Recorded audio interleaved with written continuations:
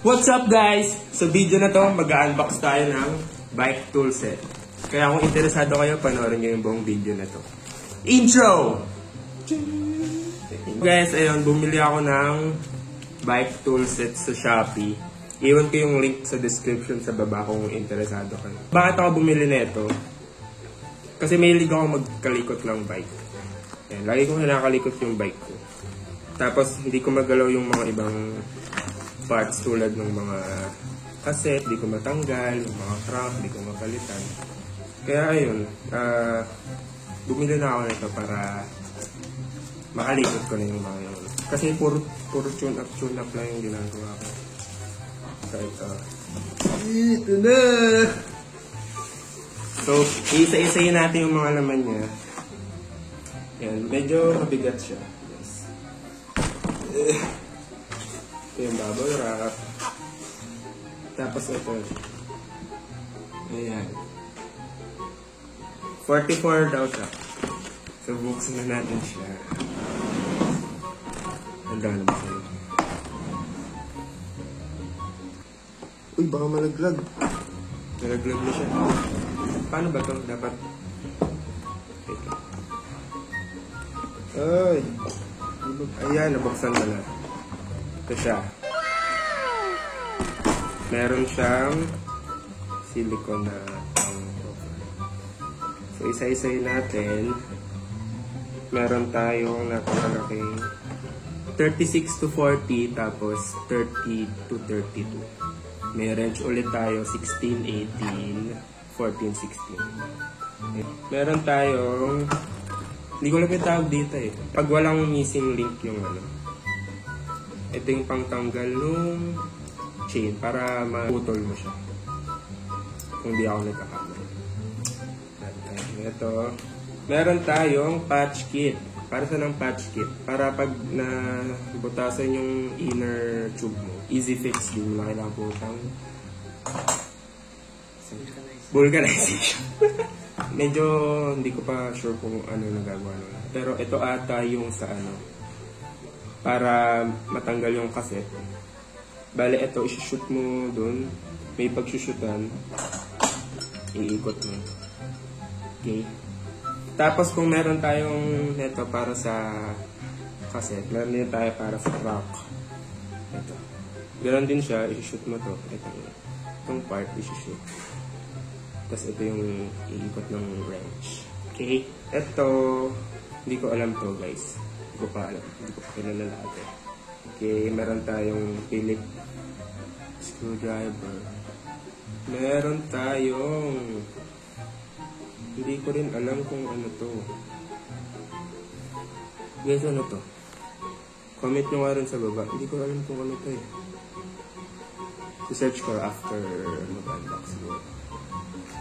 Hindi ko sure. Tapos, ito. Ito yung parang pang-hold sa cassette. Kasi, explain ko. Pag iniikot mo yung cassette para tanggalin, umiikot din siya. Kasi nga nag-free wheel. So, kailangan mo tong part na to. Para siyang cassette holder. Parang ikakabit mo dun sa, ano. Tapos, pag naka-hold na, tapos tsaka mo igaganon. Gets ba? Tapos meron tayong Allen keys.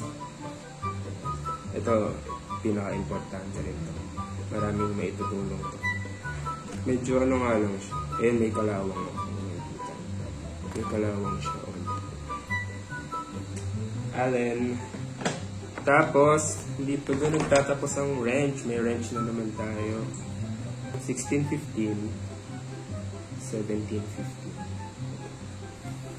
At wrench ulit. 15-13. 16-14. Ito, di ko alam to. Pero parang sinushoot siya somewhere para maikot. Tapos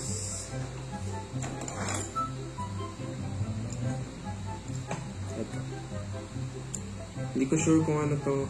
Parang nakita ko na to isang beses sa isang video, pero nakalimutan ko ano yung use niya.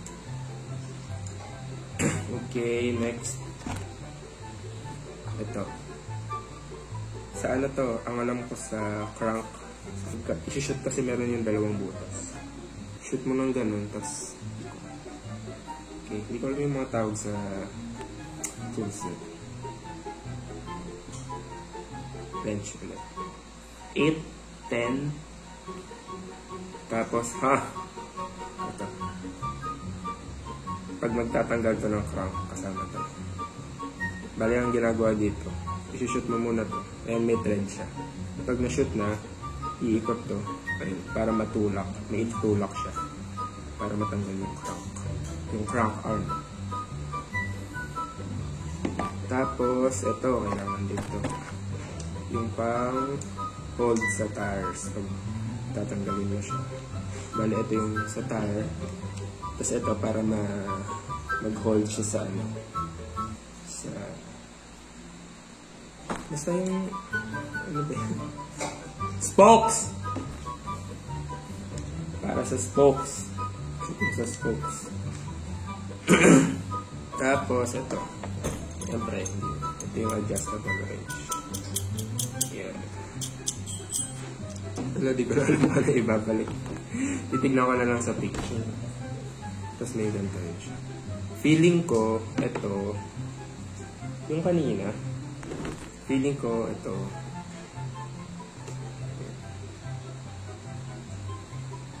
dito ba yan? Ayan, shoot siya. Or, hindi. Sorry, ito pala yan. Allen. Dito Allen eh. Tawag dito sa parang square siya eh. Nakikita yun, square siya. Dito, sakto siya. Para maikot. Okay, tatlo yung ganito. Ayan, iba't ibang sizes. Okay. Okay. Ito. Hindi ko alam tawag dito. Pero para dun yun nata. So parang may adapter.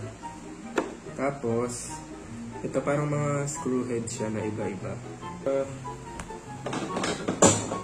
Para dito ba yun? Hinuhulaan ko. Hindi. Ano to guys? Comment sa baba dito. So ito, kulang. Hindi kulang. Heads to. Basta kinakonect siya somewhere. For siya. Dalawang Phillips, dalawang flat. Doon na nagtatapos ang lahat ng items. First video ko nga pala to sa channel ko. Kaya ma-appreciate ko kung mag-subscribe kayo. Kung nagustuhan niyo yung video. Itong channel na to, parang magiging for bike.